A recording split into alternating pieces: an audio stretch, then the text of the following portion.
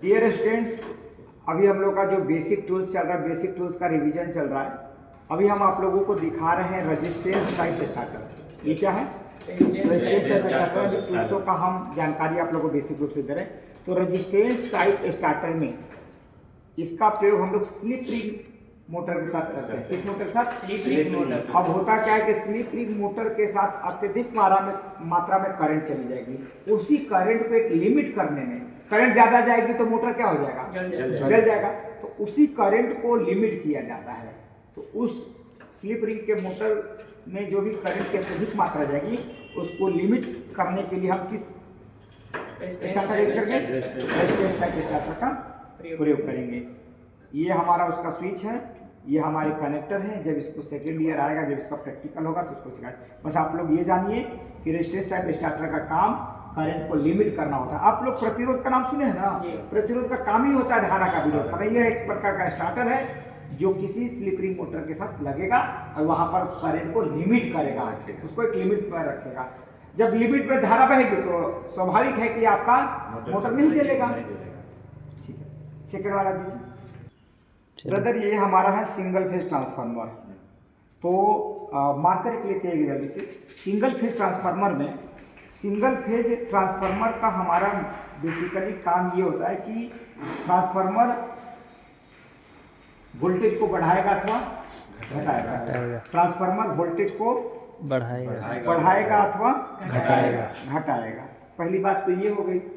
दूसरी बात ये होगी कि यह किस सिद्धांत पर काम करेगा ट्रांसफार्मर? यह हमारा म्यूचुअल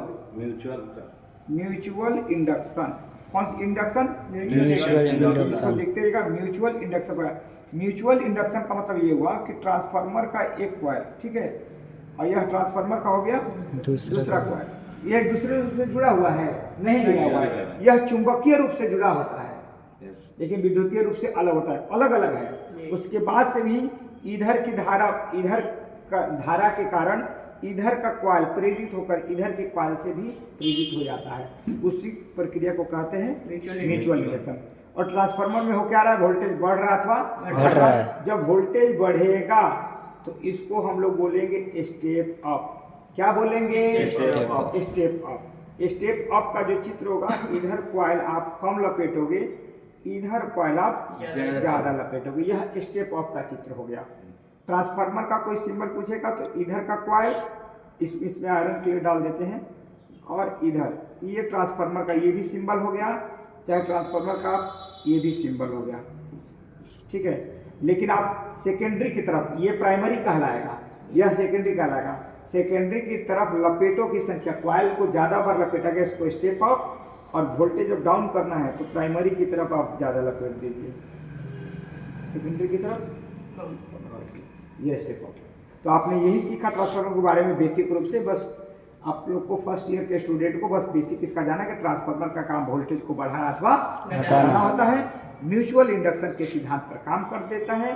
यह दोनों हमारा ट्रांसफार्मर का सिंबल हुआ, चिन्ह हुआ, ठीक है।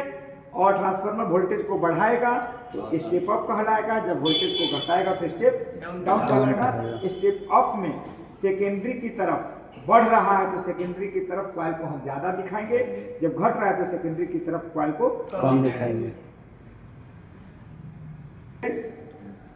ये हमारा जो आप देख रहे हैं, ये हमारा लाइटनिंग अरेस्टर है। क्या है? लाइटनिंग अरेस्टर है। इसमें होता क्या है कि भवन पर, मकान पर, ठीक है, बहुत सारे फ्लोर के घर भी होते हैं, तो मकानों पर क्या होता है कि बिजली गिरती है।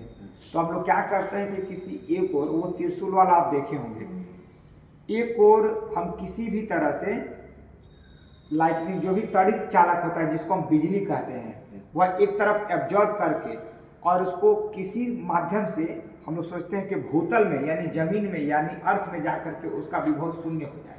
उसी लिए हम लोग क्या करते हैं? लाइटनिंग अरेस्टर का प्रयोग करते हैं।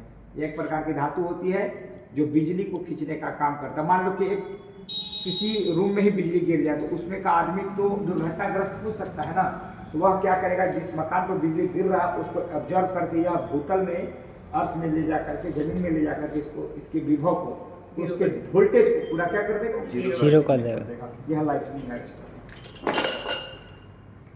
और यहीं पर एक टूल्स है, यह है अपना, इसको जूम कीजिएगा, यह है आपका वायर गेज। इससे हम लोग तारों का व्यास मापते हैं। क्या करेंगे? तारों का व्यास, तार का व्यास मापते हैं। यह SWG दिया है, स्टैंडर्ड वायर गेज। क्या दिया हुआ है? Standard wire gauge. टूल्स का बताया जा रहा है, ये सारे टूल्सों को पहचान कराई जा रही है। Standard wire gauge. अब स्टैंडर्ड वायर गेज में आप देखिए, इसका हम लोग वैसे मेजरमेंट कर रहे हैं। देखिए यहाँ पर अलग अलग नंबरिंग दिया है, देखिए अलग अलग नंबरिंग दिया हुआ है। लास्ट आपका नंबरिंग 36 है, 1 से लेकर के 36 है, यानी आपका 8 से नहीं है, यहाँ पर 36 दिया हुआ है, यहाँ पर आपका 1 से है। तो इसमें हम पहले प्रयोग करेंगे अगल बगल के वायर में। इसमें नहीं जा रहा है, इसमें नहीं जा रहा है, इसमें जा रहा है, यानी हम जान गए कि इसका वायर गेज का जो नंबर है वो 23 है। जूम कीजिए, क्या है? 23 है। और इसका जो गेज है 23, और इसका mm में जो तार होगा वह 0.61 होगा। कितना है? 0.61। इसी तरह हम अलग अलग प्रकार के तारों को, इसके ये जो छिद्र दिया हुआ है इसको हम लोग बोलते हैं स्लॉट। क्या बोलते हैं? स्लॉट। और ये हम देखेंगे इसका, हाँ, इसमें सब में अगल बगल में चेक करके हम देखेंगे। इसमें ज़बरदस्ती जा रहा नहीं होगा, आपका ये वाला होगा, इसका 25 नंबर, ठीक है, ये वाला का, ये वाला आपका होगा, ठीक है, 25। और इसका तार गेज नंबर हो गया 25, 0.51 mm इस तार का वो, ठीक है।